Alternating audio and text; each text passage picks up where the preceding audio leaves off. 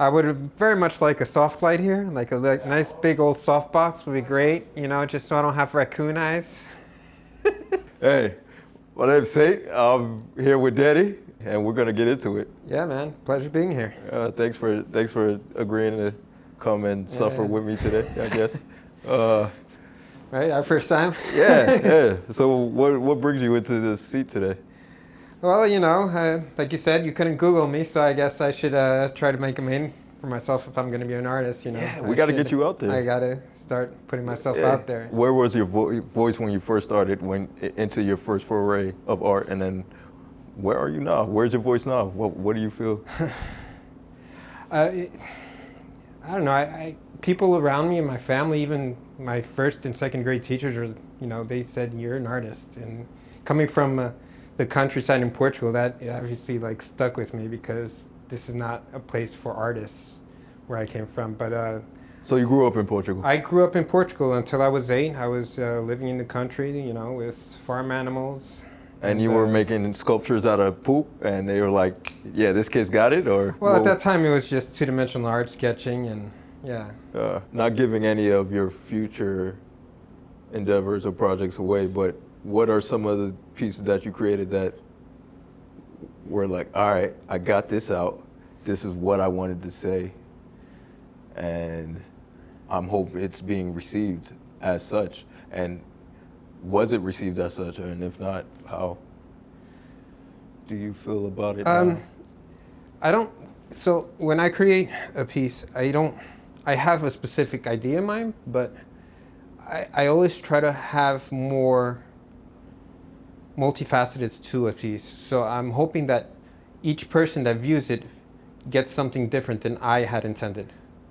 The piece should live on its own and not as high, framed in.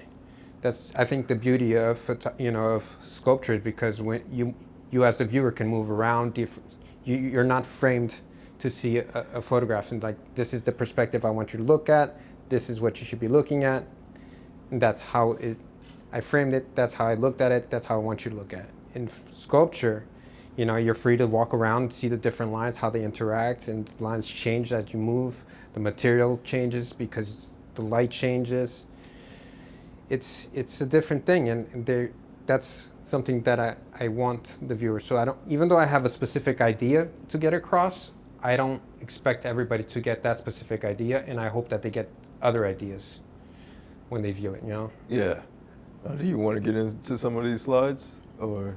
Yeah. Why don't we start off with because one of the things that I did in the darkroom is I played a lot with the different materials, and one of the series that got really success was, you can see it back here in one of them on the screen there.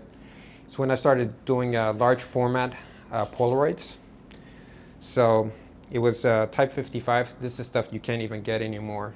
So Can you break that down a little bit for me? It's so in type 55, it's a Polaroid instant camera, right? But it's used with a large format camera. So you remember those old timey cameras where people put over their head and they had the bellows. Yeah. So this is what I'm talking about. Yep. Okay, this is the camera I was using to do this. And you put in the slide Polaroid camera. It's gives you a picture about this size, instantaneously after you take it, because it was before digital. Yeah. So if you wanted to get an instant result to make sure your shot was right, this is how you did it. And the particularity of this Polaroid Type 55 is that you had the picture, but you also got a negative. And on this negative, you had this emulsion gook that you were supposed to wash off after you've taken it out. I don't know if you ever played with Polaroid. You have to wait a little bit for it to do its thing, the chemistry to develop, and then you open it up and you say, oh, nice, it came out good. Or the opposite, oh, this is shit. So you have to redo it, right?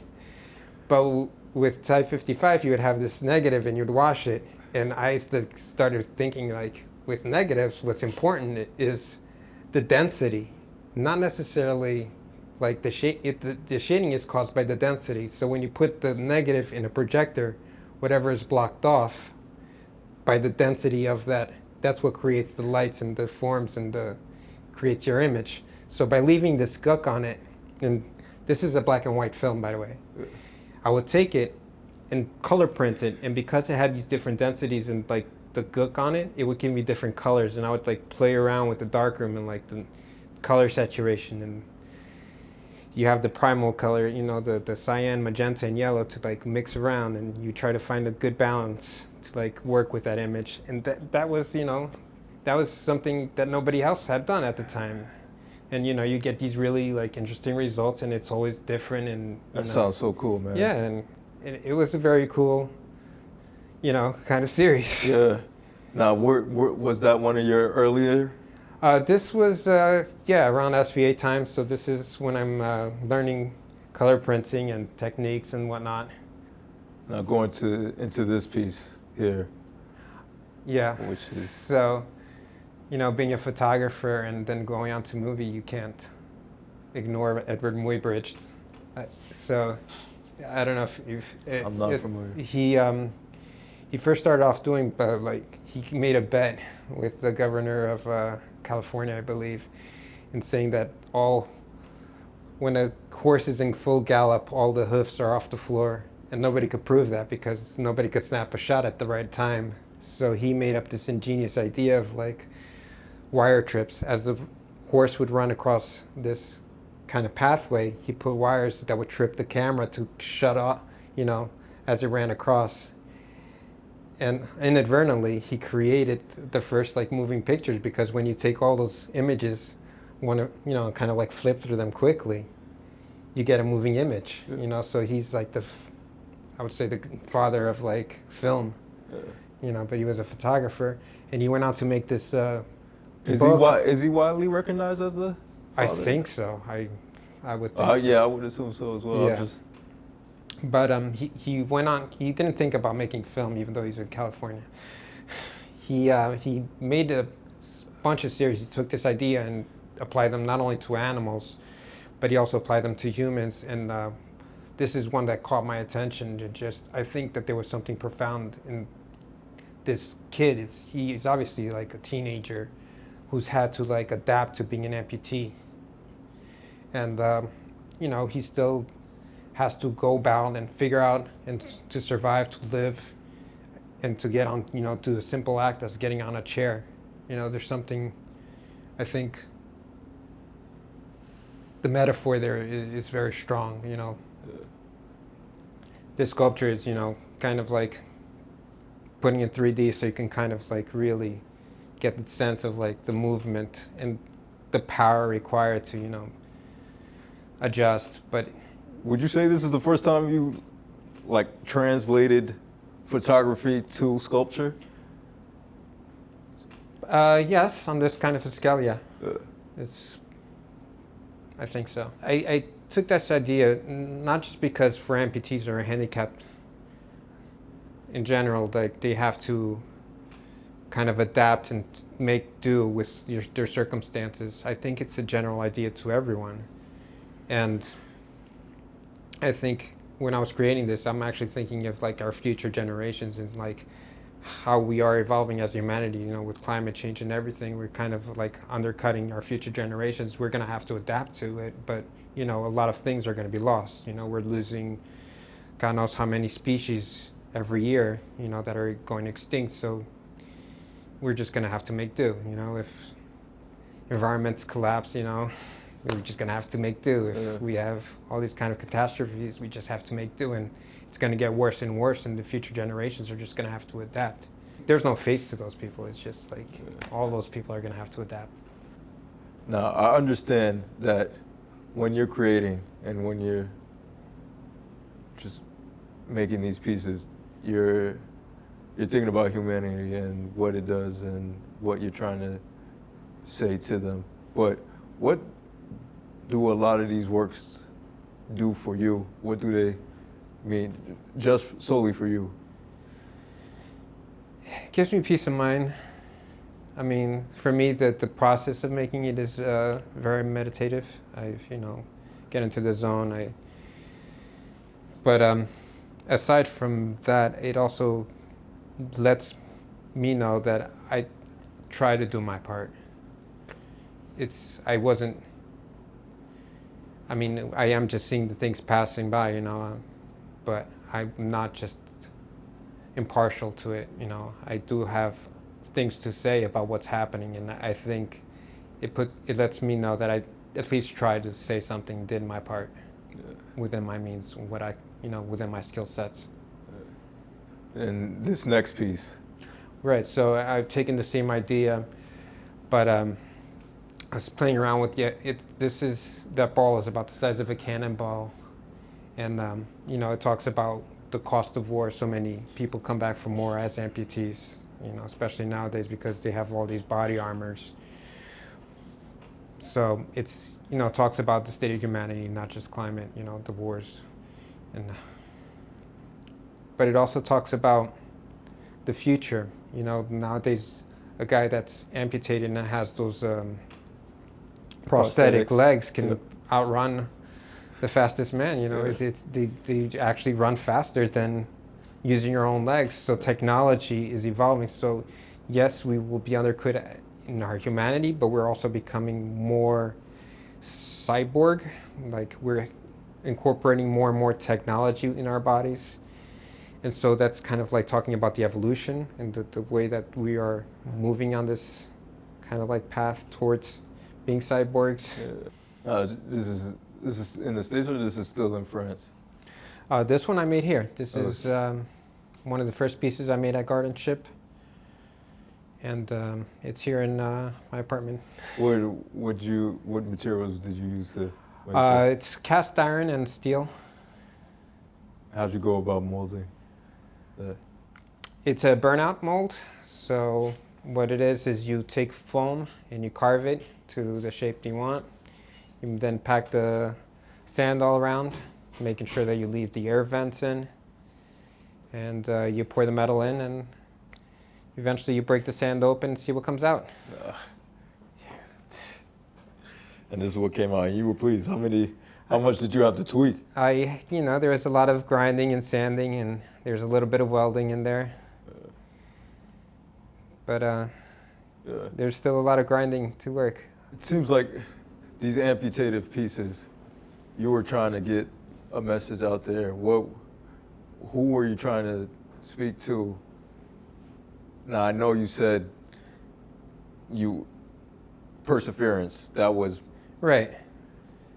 I mean, it's complicated when you're dealing with such a subject matter, and the highlight is that an amputee is a handicap, right? So, but I don't want the viewer to get stuck on that, but if that's what they get stuck on, then I can't change the minds of the viewer. But, there's other aspects to this piece that I was like thinking about in my head. It's like, I don't know if you know the story of Sisyphus. The story of Sisyphus in Greek mythology is this guy got punished by the gods for one reason or another. Don't get in. Anyway, he has to like take this big boulder, up to the top of a mountain. That's like he's supposed to do that. That's like his punishment. He has to do that. And every time he gets up this mountain, just rolls down the other side of the mountain. And so then he has to go back down the mountain and then do it all over again. And he does this over and over.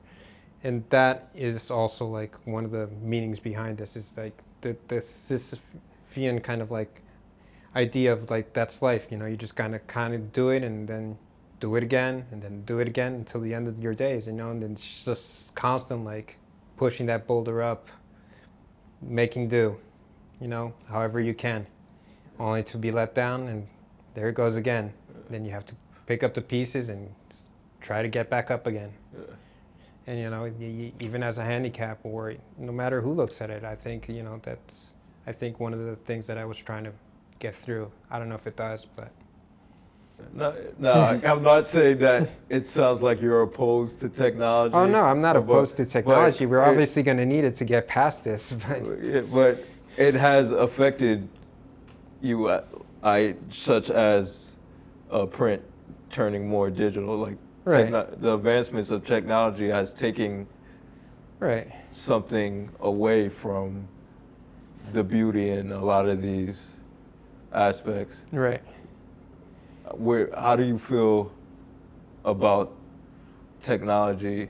It's hard to incorporate technologies to a monument or a structure, but that is we're seeing that. Right. But even like within the sculpture itself, we have 3D scanning and 3D printing, and those are excellent tools which I use all the time now because it's a useful tool. But one thing that digital sculpture tools and digital photography differ is that even using those tools, there's still a lot of skills and there's still an element of surprise in making the sculpture, which I very much like. Even if you 3D print something, You're still working you still have to like tweak it and know what you're doing, and you enjoy having something to right, kind of adjust and right. I kind of like nature to kind of like come in and say, oh, yeah, you planned on doing that. Well, we kind of like want to tweak it just slightly than what you envisioned, and then I'll have to work with that kind of like flaw, like a little happy mistake. This piece here. Oh, so this is me working with the tools of our modern day. I've scanned my kids' faces and Turn them into rings. Something that you can wear as a monument. To my kids. Some people like to carry photos in their wallet. This is, what do they call those? Cameos. So this is like my throwback to a cameo. I was inspired, people used to get these very like intricate cameos and wear it as a locket, and I thought, I don't really wear lockets, but I think it would look cool as a ring. So that's dope. That's fire. So, like I said, I like to use the different tools available, but it's still, there's still an element of surprise and different proportions. I like to go from big to small and everything in between, because the size, gives different perspectives and different meaning. Yeah. This is obviously something very personal and like monumental, but it is not for the general public. This is definitely for right. Yeah. I've tried to figure out how I can scale it into production and like be able to do it, a jewelry thing, but it's still in works. Yeah, still in progress. So this is another piece that is very much influenced by mythology and these stories. This one actually came out from the Bible. It's the story of Samson. You know the story of Samson? Yeah, they cut off all his hair, took all his power. Yes, so he took off all his power, but in those last moments, but the whole story is he was lied to multiple times by this woman who kept on like deceiving him. And then she eventually like cracked him in lying to him and like got him to say what was the source of his power. And so this strong man was reduced to nothing and humiliated and made to like show himself and perform like for the kings like a carny, or kind of like a spectacle, like, oh, do this for me. He's tortured and they gouged out his eyes. He's a broken man. And in his last moments, as he's being paraded around in this massive feast of thousands of people, according to the story, he says, give me the strength to, bring an end to all of this. And so not only does he like bring the whole temple down, he killing thousands of people, he also kills himself. And, I imagine him, like trying to hold up in his last like seconds of life, like, right after having asked God for like this power to kill people, because that's what he did. He asked God to kill thousands of people, and God gave him that power. And there's something that is really profound in that story. That there's a complexity to that story of like man trying to hold up and like wanting to bring everything down at the same time. That is intense and powerful. Yeah, what out of all the stories, why did Samson stick out? I've related to him, his story, you know, the deception, and like as a man trying to hold up. So this Yeah, was yeah. a bit more personal This than one the was other this one was rather personal. You know, there's a dark time in my life, and you know, you kind of wonder, you know, why go in and out and of day in day out, you know, trying to hold up, and after so much deception. Yeah. Do you feel your greatest pieces are pulled from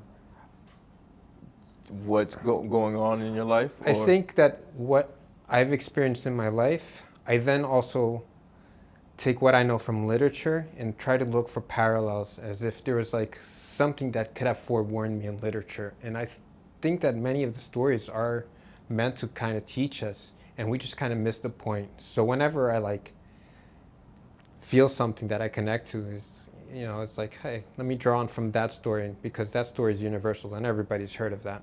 Not everybody's heard of my own personal struggles, and I, you know, don't necessarily want to get into all the details. But if I can talk about a general idea that everybody can relate to, you know, I think it could be more apparent, you know, because even though everybody's heard of Samson, not everybody knows of like the craziness of the story. Yeah. You know? And now, getting this piece out, what I mean by getting it out, creating it, having it standing right in front of you, does it help with understanding and coping with the trials that you're facing in? It kind of, it's a monument that serves as a reminder. I think that's one of the aspects of photography, I mean of sculpture, is that having it out in a public space and constantly passing it by, it serves as a reminder. You know, we constantly see memorials to World War II veterans, or 9/11, or, you know, all kinds of these different memorials to these tragic events, or to, you know, something that might be hopeful. But, you know, it's just like to try to remember what happened, to make us conscious, not to forget. You know, that's, I think, one of the aspects of the monument. So I think in creating this, it reminds me, and that there is something more to this. You know, you can't keep going, you can't keep on telling your story. You know, here's the reminder, it's okay, that's past, that's in your life, you know the story, here's a reminder, keep going. Yeah. Man, that's cool. How long did it take to make this? So this was, once again, in the same pour that I did the previous sculpture. This is a Fian Cannonball amputee. It's here at Gardenship. It didn't take me that long. It was a burnout. So these kind of sculptures, they're pretty quick. But the idea has been there festering for years. So, Yeah. so even though like sometimes it takes, you know, only a month to create a sculpture, so this one maybe, you know, 2-3 weeks from start to finish, the idea has been festering in me for years. So as far as the grandest picture that's been drilling or burning a position in your mind, what is that, if you don't mind sharing? What would it take to accomplish? I've been wanting to do a whole series on control and power. And one of the elements that I wanted to use was rope. And one of the centerpieces in this collection would be the story of Tupac and his death. I don't know if you know, we might have heard of Tupac Shakur, but Tupac was an Indian leader in the Andes Mountains. And he led a rebellion multiple times against the conquistadors. And eventually he was caught. And he had to endure like a brutal death. And the death was, the end of it, at least after being tortured, was he was tied up to four horses on each one of his limbs. So he's like spread apart. And it's just these 4 horses tearing away at his limbs, you know, limb by limb, he's torn apart. And I think that, not to mention that it would only work if it's monumental, so it requires monumental sized horses, and, you know, all these figures that are controlling the horses, pulling on these ropes, you know, and this like Tupac kind of like floating above air, getting his limbs torn off. But I think that definitely shows the power struggle between the minority and those that have control of the technology of the day. So the horses were not native to America, so it was a major disadvantage. They had the technology to control horses. They had the control. Yeah. So it's a question of control and power, and just like tearing a culture limb by limb, quite literally. I think is something very powerful that I would really like to get funded for. But you know, who's gonna fund something like that? I mean, it could happen. It's just it has to be in the right timing, the right opportunity. Yeah. Why is because Tupac's journey definitely relates to you in some way. It had to. But what is it that what is it his journey that you want more people to understand more? It's really is about how the controlling forces will just tear a civilization and a culture apart and diminish it to nothing. You feel that's happening now? Constantly. Yeah. I mean, it hasn't stopped yet. It hasn't stopped. I mean, yeah. You could see. I mean, it's if anything, it's constantly getting worse. Yeah. You know, so many cultures have gone. Yeah. You know, at least the heart of their culture is gone. Yeah. They have to adapt. You know. Yeah. Now, how do you feel your artisan skill has progressed with sculpture since being here at Gardenship? Oh, it's immensely. I mean, it's nice to work with materials that are, you know, notable. Yeah. That people, because if I'm not here, I'm just like picking up trash and putting things together with whatever I can, because I don't have the means. So oftentimes, even here, I don't have the means so to make my pattern before I can make the mold. So like I'll just go around the place and pick up garbage and use whatever's around. Yeah. One of the Josh is constantly, yeah, man, go ahead. just clear up the garbage. Yeah. One of the coolest things about this place, you can literally find just anything. pieces to scrap. I mean, all these all the patterns were made out of styrofoam that I found outside, just trash. Just, you know, just on the side of the road, I went and just picked up trash to make my art. And I recycle it and use it. But being here has definitely taught me things that I didn't know about mold making, the chemistry behind, you know.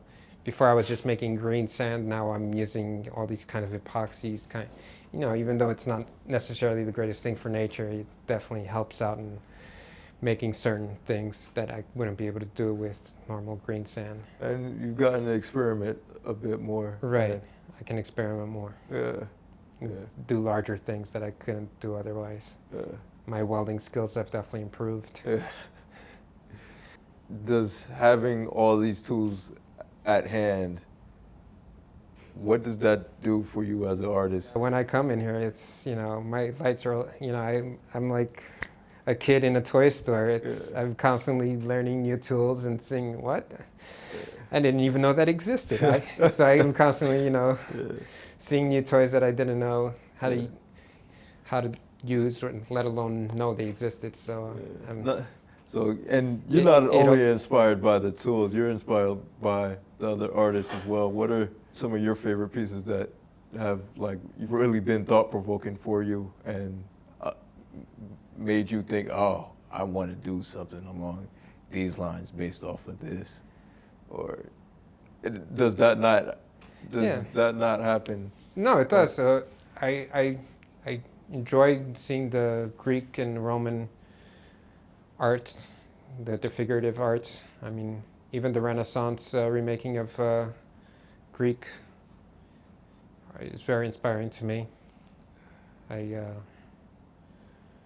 yeah, but you know, even modern artists, I get inspiration from many different artists, but I don't necessarily try to do art like them. I'm more inspired by literature and my own personal experiences.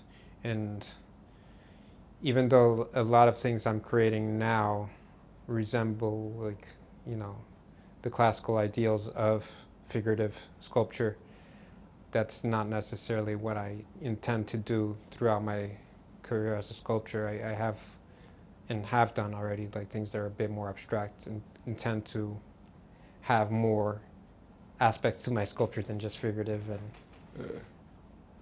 As far as how you want to be perceived, how do you want, or even if that's important to you, it might not be important, but how do you want to be viewed? How do you want? So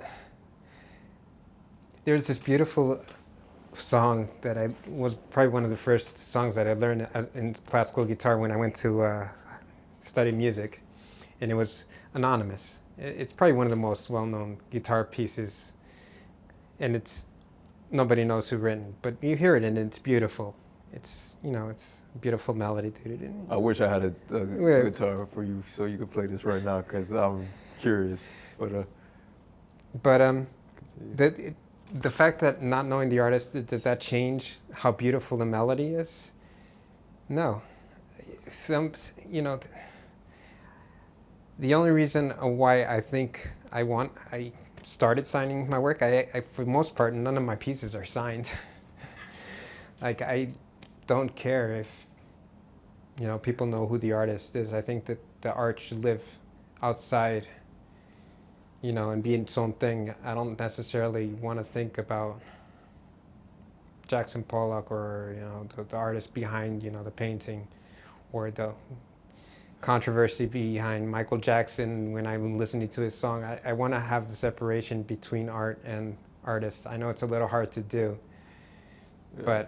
But doesn't that put you in this catch-22 juxtaposition where you want the notoriety, you want the recognition? Right, I do want to be able to like live off my art. I do eventually. That is now my end goal, is to be able to make money off of it. So I have started signing my work. To me, that's not what's most important. So this one is taking the plunge. I mean, you know, it's very literal in the metaphor and the phrase, you know, taking the plunge. If we look at it from the top, it's, you know, all directions, kind of like it's triangle. Everybody eventually has, in one way or another, make a decision and kind of go into something that they're not very comfortable in, you know? Yeah. Like you being in front of a camera, being a host, you know, from what I gathered, this is not something that you necessarily are comfortable with, but here you are taking the plunge. Yeah, diving in. You know? Yep. So, you know, all these pathways kind of like come to a point, and you eventually have to see if your skill sets kind of like prepared you to go ahead and take this next step and like see if you pull it off, you know? Yeah. Taking that plunge, you know, it's not just, you know, this is a nice, I think it is a nice composition, but I don't want to pat myself on the back all the time. Yeah. But, you know, it's more of a general idea, but, you know, it's so big in scale that it's awe-inspiring. You know, it gives you the vertigo just being under it. You know, for most people, it's just like... Now, where'd the idea come from? It really is me taking this plunge into sculpture. Yeah.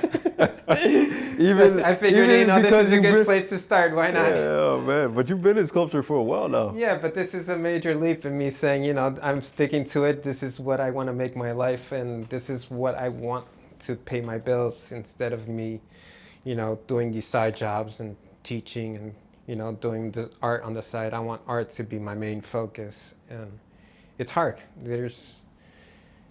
There's a lot that's on the line, you know, much like, you know, for somebody that is diving off a high cliff or a high platform, there's a lot on the line, and you have to kind of have the mentality to really like put all your skill sets and face that danger, because there is a danger in this plunge, you know? Yeah. Deep. Water's deep. This dives deep. Yeah. I mean, Yeah. but you know, the thing about this sculpture is that it brings up other feelings for other people. One of the viewers told me that it kind of like gives the sentiment of l'envie de vide. Do you know this expression? No, I'm not familiar. L'envie de vide is the wanting of the nothing, is I guess the best way to translate it. And it's used to talk about people's want for suicide. This kind of like when you're off on this high cliff, some people have this urge to just like fly, like want to like liberate themselves. I get that emotion. Right, 100%. it's just kind of like I want nothing. I just want the emptiness. So there's a lot of aspects in, you know, that's something that I don't want to necessarily bring up in everybody that views it, you know. You know, but like I said, it has, I think in that aspect, it brought out multi-facet. You know, it's just not one thing, you know, it's just a trophy kind of like sculpture, which is like of a sportsman jumping off a cliff, you know. I was hoping that it has something more profound, and I think it worked, but I can't talk to everybody. No, I know it's not completed yet, but the other diver is diving into it. So this one's taking the plunge, the other one's diving into it.